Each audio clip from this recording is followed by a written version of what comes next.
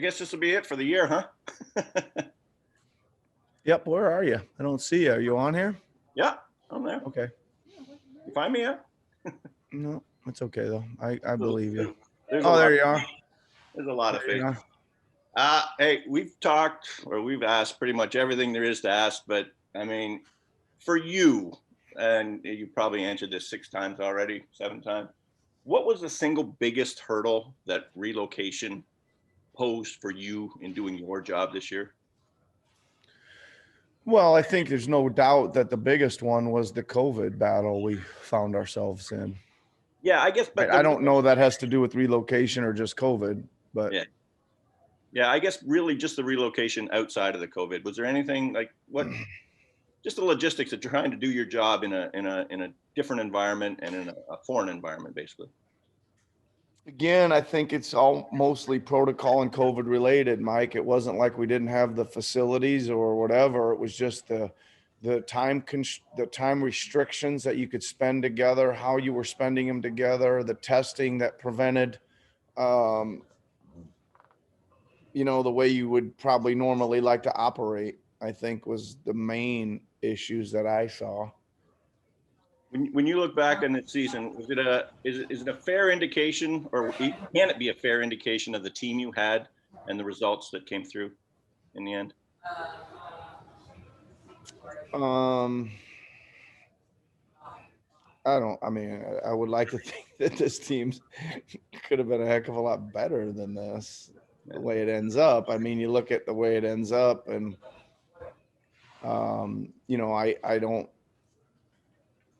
I've mentioned this 100 times that we were playing pretty good basketball until the COVID hit, and we kind of spun out of control from there and never really recovered.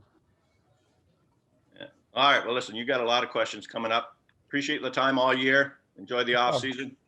Thanks a lot, Mike. Yeah. Right, have a good one. Talk to you soon. Next question goes to Doug Smith from the Toronto Star. Good morning, Nicholas. How are you today? I'm doing good, Doug. How are you?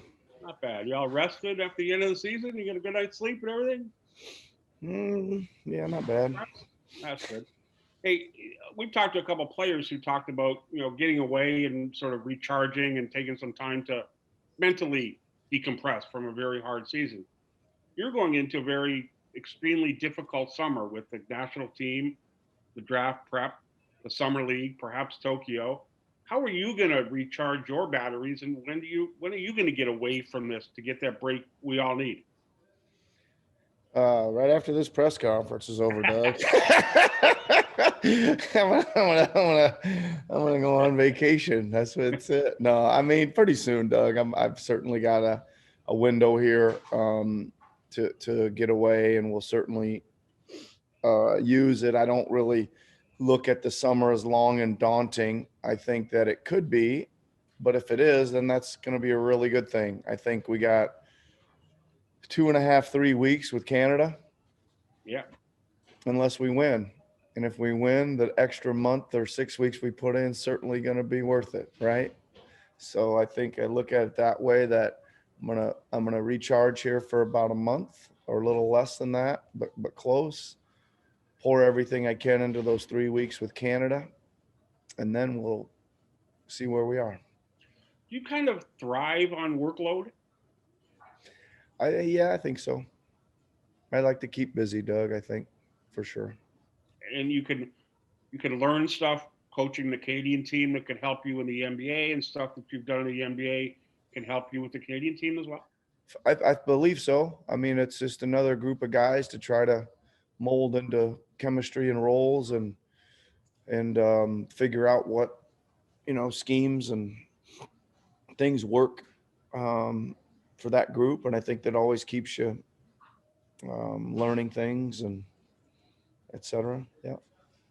Great. Thanks very much, Nick. Enjoy a couple of weeks off, and we'll see you in Victoria probably. Okay. All right. Awesome, Doug. Thank you.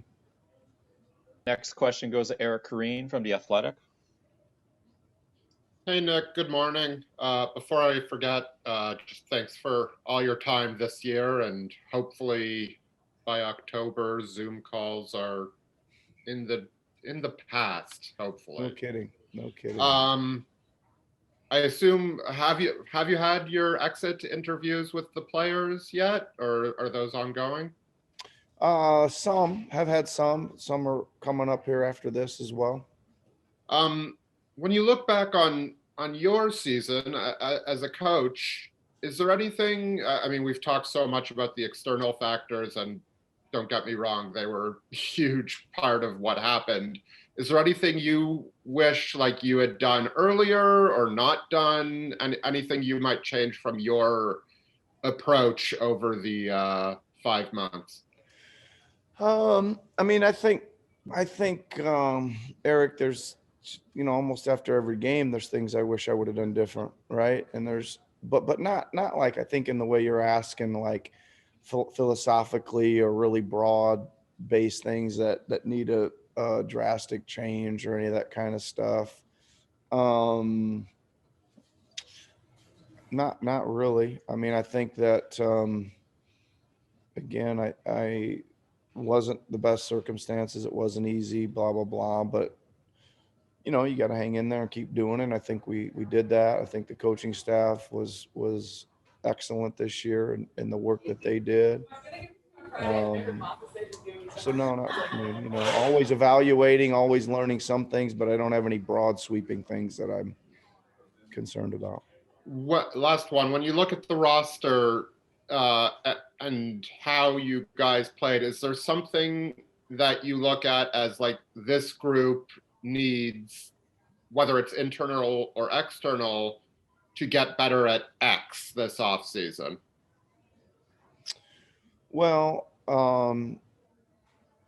I think that there was some things that we found out. I don't really want to get that specific on them, but I think there were some things we found out defensively that didn't enable us to kind of be who we were. But then I think we got back to that.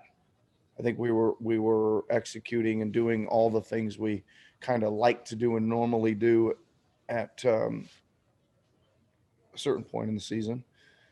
But no, I mean, listen, I want us to be able to guard first and foremost, Eric. I don't think you're playing championship basketball unless you're able to do that. I mean, you can play well and you can run up and down and trade baskets and all that stuff and still look and feel okay, but that's not really what I'm into. I think I'm into creating a championship level team, and that starts defensively. So the size, the speed, the quickness, the desire, and the connectivity is what I'm concerned with roster wise.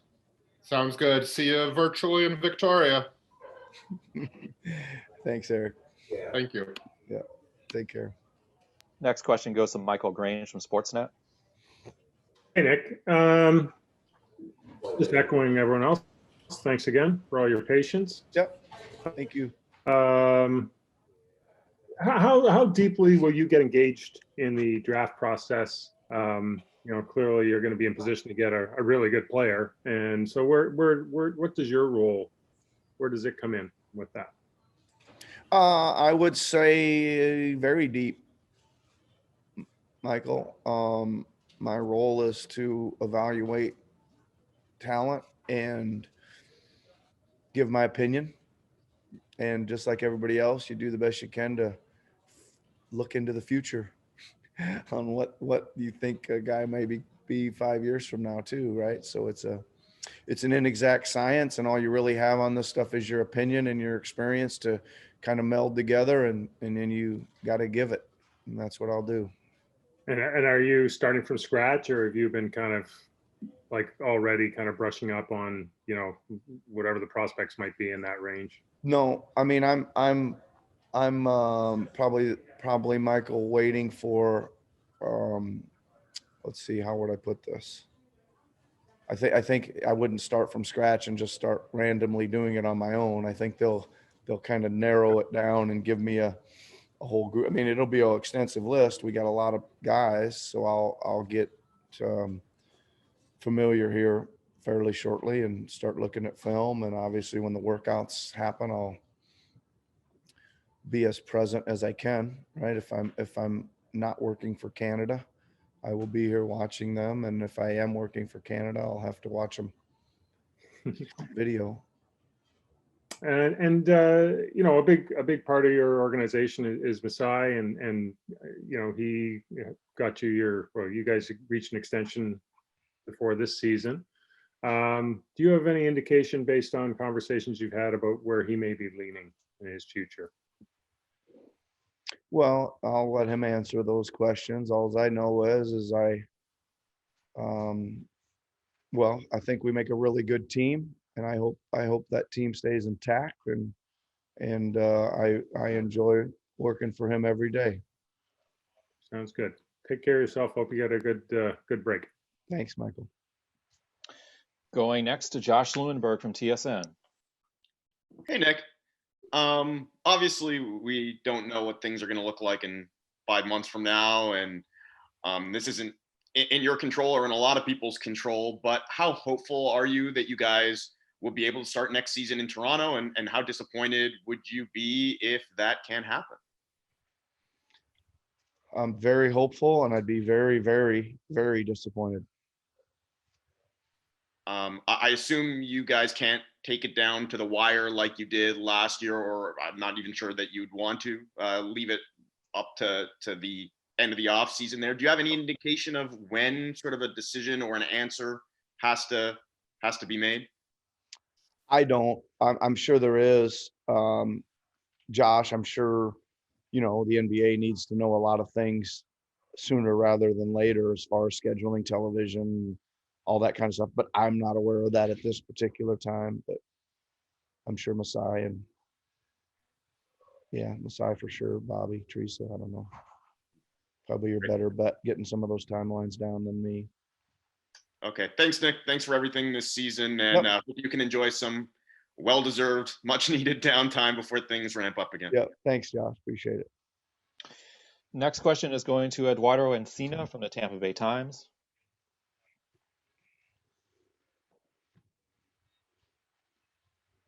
I can't hear you, Eduardo. Ed, are you there? Hi, Nick. Hey, hi. There you go. Hey. Yep. Thanks for all your help this year. Obviously, I appreciate it.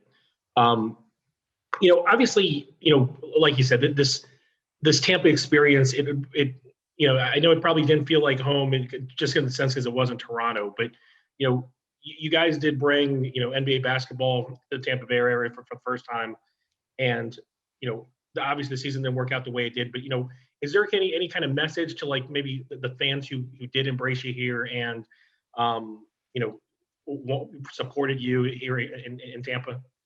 Well, first of all, the staff and everybody we were around working day to day and kind of behind the scenes and all that stuff were absolutely fantastic. I mean, really good people, very, very welcoming, very good at their jobs.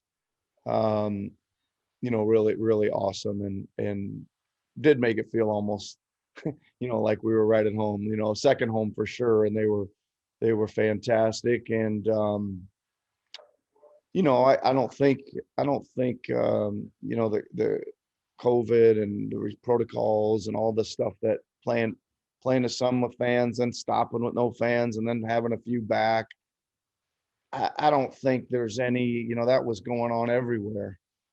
Right. So there's no real, it was too bad that I know we wouldn't have been here unless it was for all those things, but it's too bad we didn't get a chance to like really open the doors and kind of bring the house, let the fans really experience it, because I think that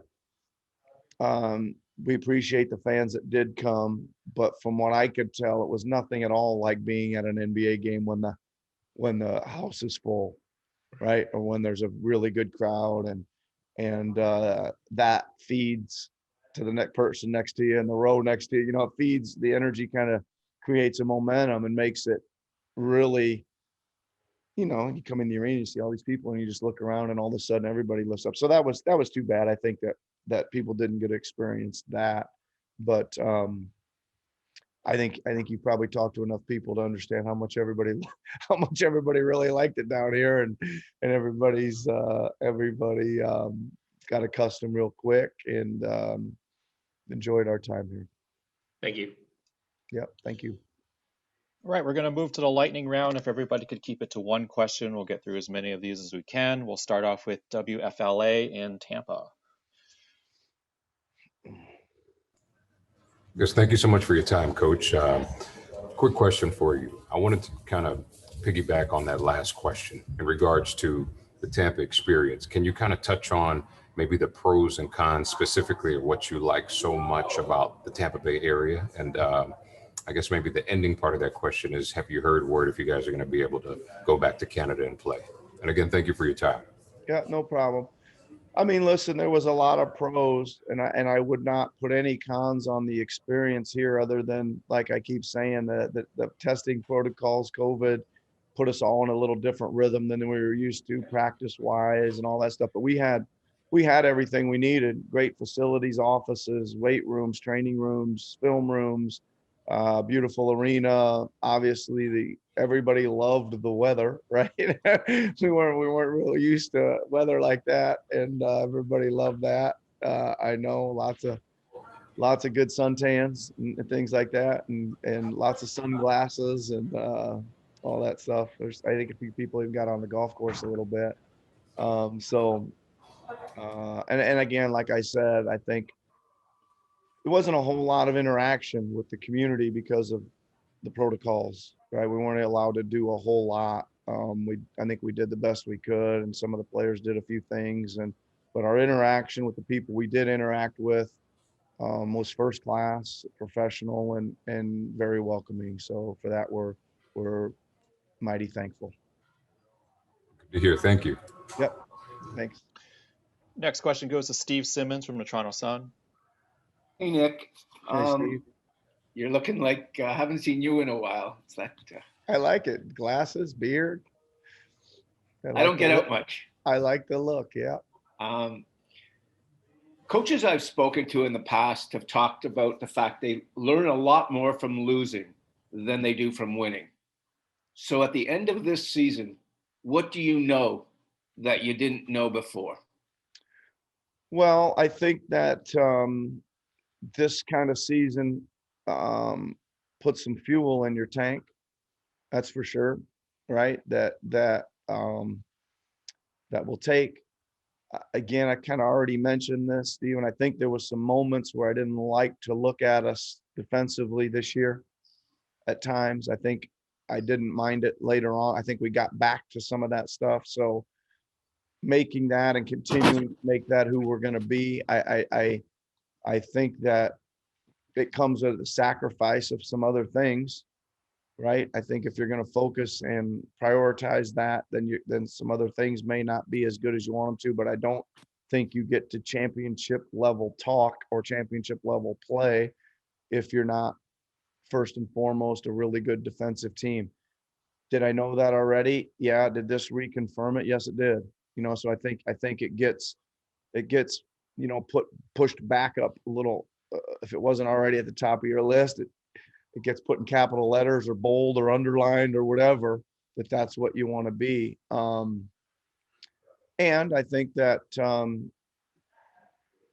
that has to go from player 1 to player 17. That's another thing I think we got to understand. Thank you. You're welcome. Thanks. Next Steve. question. Good to see you. We're going to go to another Stephen Lung from Sportsnet. Hi, Nick. I'm the guy who looks like a ghost because the sun is right in my eyes. Were you at Tampa? No, this is like I like my computer's just situated right in front of a giant, like my balcony window, basically. That's okay. Yeah, enjoy it. I can still see you, and I believe that it's you. So, I mean, I can hear. Similar question to the last one, but like, was there, I guess, like joy or just like enjoyment to be found in like kind of a year where it was a bit more of a developmental year, like kind of a bit more of a teaching year with the amount of young guys that was on the team? Well, I think joy is a little strong, Stephen. I wouldn't go that far, but I think there was a lot of angst and there was some frustration as well. But I also believe that we did get to a point where we got pretty focused and locked in and teaching mode and learning mode. And enjoyable, right? I think it's always good to seem like there was always someone or something to say, hey, there we're making some progress. And I still say that I mean, even down to 6 guys, 7 guys, these last 6 guys yesterday, there was still a feel of togetherness and really trying to execute and everybody trying to play well and some connection and some sense of humor and some enjoyment and that. So I think that's a good, I don't know, it was enjoyable. It was a good feeling, even though that losses never feel very good. And I didn't feel tremendously good when it ended yesterday because it's just like, I don't know, it's weird. It's weird when you're in these jobs and everything comes to such a screeching halt. You're in such a mode all the time to grab the next scouting report and they load up the next film and you're checking to see, what's going on and when we're leaving and what's next and when the next all that stuff comes to such a screeching halt when it's moving at such a fast pace. So there is always a little bit of a kind of a, but I don't know. I got a good night's sleep last night. I'm feeling okay today that it's wrapped up and probably was time to wrap it up this year. That's great. That's great, Nick. Yep. Once again, then thank you for all your time this year and enjoy your summer while you still have it. Okay. Thanks, Steven. Appreciate it. All right, Coach, we're going to move overseas and say hello to Takeshi Shibata in Japan. Hello, Coach. Hi, Takeshi. Hello. Thank you for your time, and thank you for all for during all of this season. No problem. It's been really wonderful to be able to talk with you a lot. And my question is, it's again about Yuta Watanabe.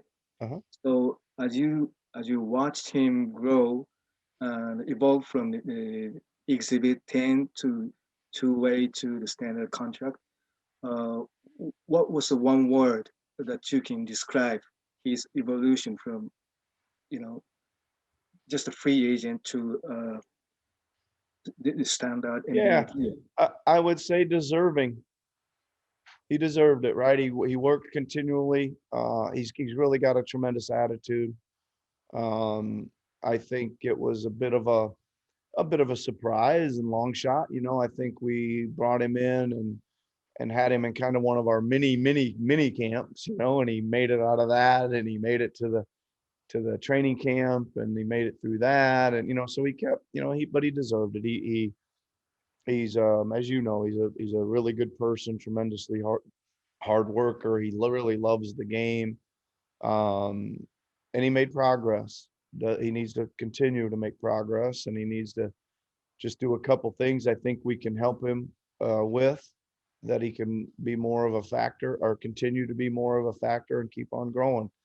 If he can make 3 more steps forward next year, we'll be in business, Takeshi. Made 3 big jumps this year. If we can do that again next year, we'll be in business. Yep. Okay. So thank you so much again, and I hope to see you in Tokyo. I hope so too.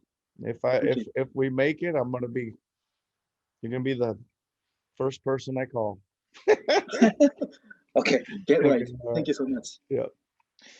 Next question goes to Akiko from the Kyoto News in Japan.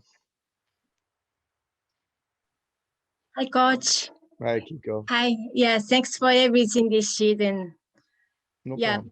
problem. And if you already had exit meeting with Yuta, what was discussed and what do you want him to improve for next season? Yeah, I think there's always multiple areas for improvement, Akiko. But the biggest thing I think that he could do to help us is we just need that shooting to be like go from good to kind of scary, right? We need his kind of all around offensive movement and play and handling and his defensive hustle and matchup flexibility. But I'd really love it if teams decided they were gonna, send more help to Siakam and Anunoby and Van Fleet and those guys and Lowry and Trent and some of those guys that when it came down you just really make them pay with 3 points, right? That it's just like they'll be almost wondering if they should help off him that much. So I think that the mechanics and stuff are there. As you know, a lot of this stuff is mental. Can you just envision yourself being a 40 to 45% 3-point shooter, and then can you put the work in, speed up the footwork and the release a little bit? Those are the kind of things we're talking about, Akiko. Thank you very much, and Thank thanks. you. Yeah. Thanks again. I appreciate it. I'll see you in Tokyo too. Yes, thank you very much. Next question goes to Raphael with Radio Canada. Hi, Coach. I'm wondering, with the past 2 summers of free agency, with Kawhi departing and then Serge and Mark, if you learn anything on how to deal with, the uncertainty, especially of this year with Masai and Kyle. Most importantly, they were 2, some might say, central pieces to the success that the team has had in the past few years.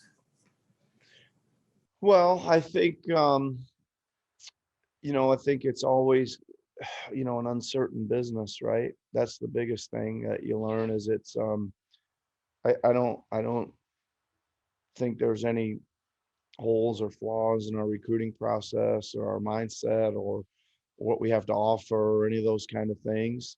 And we also understand how competitive it is.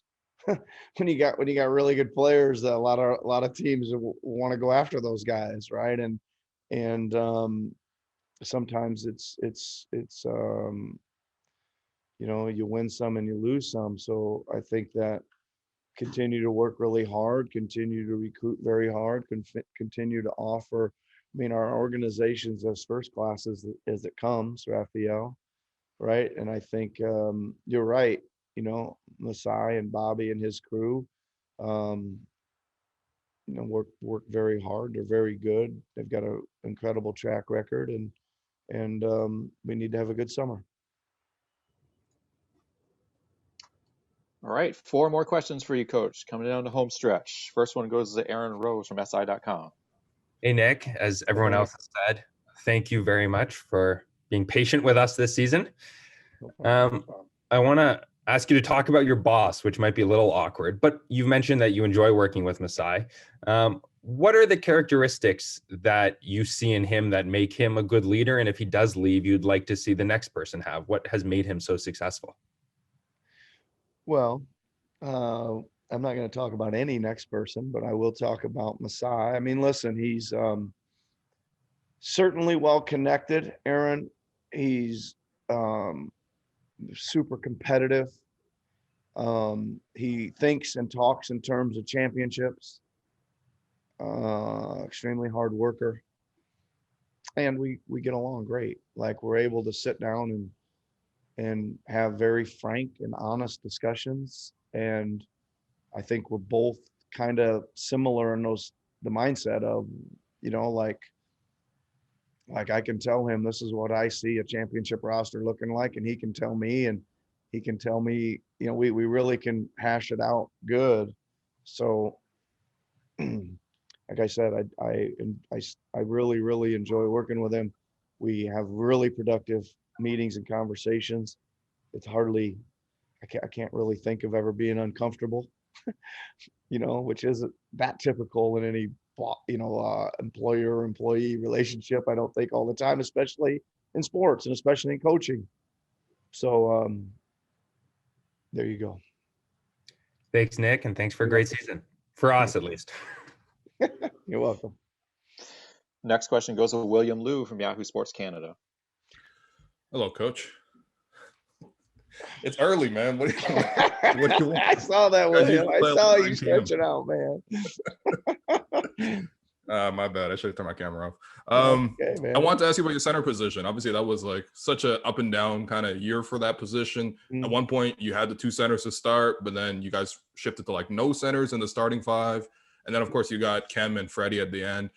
How do you feel do you feel more comfortable with the center position after sort of the the season went on, and are you sort of confident in Kem and Freddie as like a future pairing moving forward?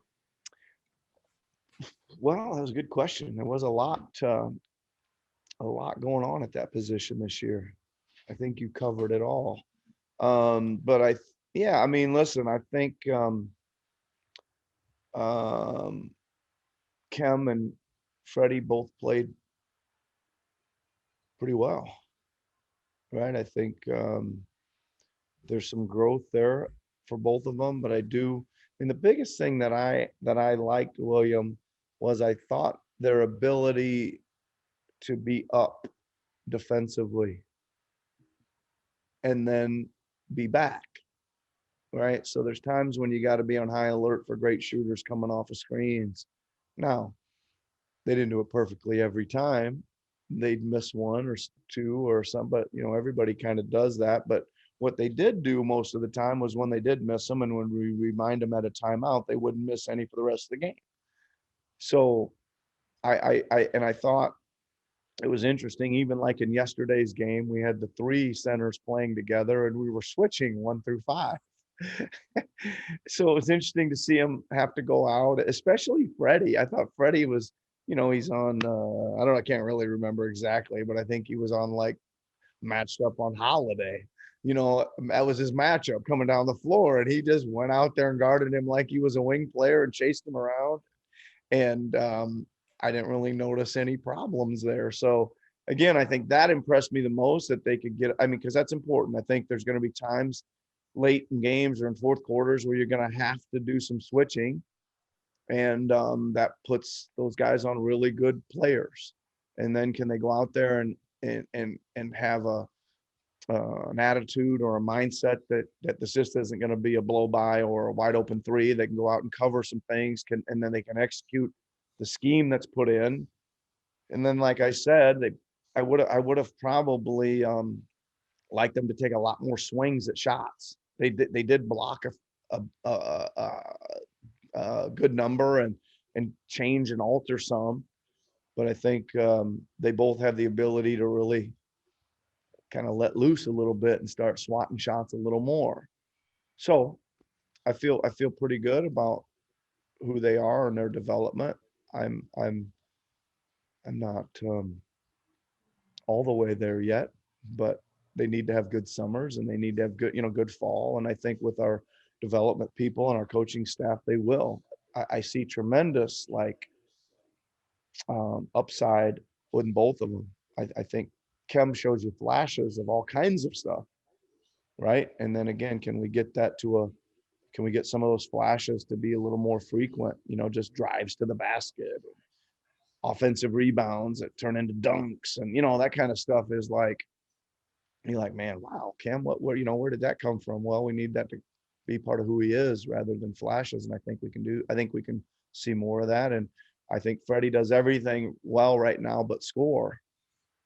But even that, we asked him to kind of hold some more composure, be patient, use his body, use pump fakes, and he started doing some of that. And he doesn't look like he's totally out of sorts down there.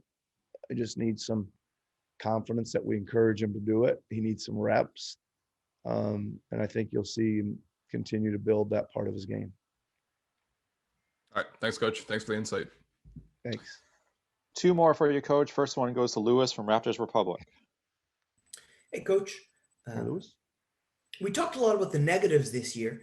On the plus side, though, when Kyle, Fred, OG, and Pascal were playing, you guys had about the same net rating as you did the year before. Really, really good net rating. Obviously, there's, the question marks, Kyle's a free agent, but does that alone, that one number, make you really optimistic, confident going into next season? Well, I think, Lewis, I think that group has had a lot of good time together, spanning over a few years. I think the 1-loss record and stuff even indicated that. So yeah, I think that's core of our team. How does that team look with, we're still the rest of the core, obviously wasn't here to start the year. right? And then you can list all those negatives you want to about those minutes probably, and those games were probably too few and far between with those 4 guys together. But yeah, I mean, I think, listen, Lewis, I think we all know we're not a million miles away here, even though it feels like finishing where we finished. You look up and you say, oh my gosh, how are we going to, I think even with half our roster here late in the year, we were giving all the best teams in the league everything they wanted, and they were trying, right? They weren't just coasting. They were trying, and we were right there in a lot of those games. So I think that's a good indication as well that we're okay. Shore up a few places. Hopefully we get a little healthier next year and get ready to rock and roll. Thanks so much, Coach, for the whole year. And like everyone said, have an amazing offseason. Thanks, Lewis. Appreciate it, man. Final question goes to Vivek Jacob from Complex Canada. Hey, Nick. Yeah, based on our conversation yesterday, just, the random variables that might be at play and inflating offenses a little bit, how do you properly evaluate your defense and maybe even, those random variables at play versus maybe needing to stay ahead of things and, have other teams maybe caught on a little bit to what you guys are doing? Well, I think,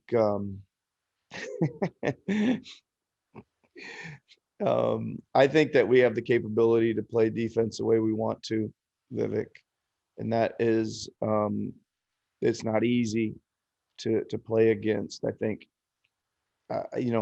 our team's a little better at zone offense.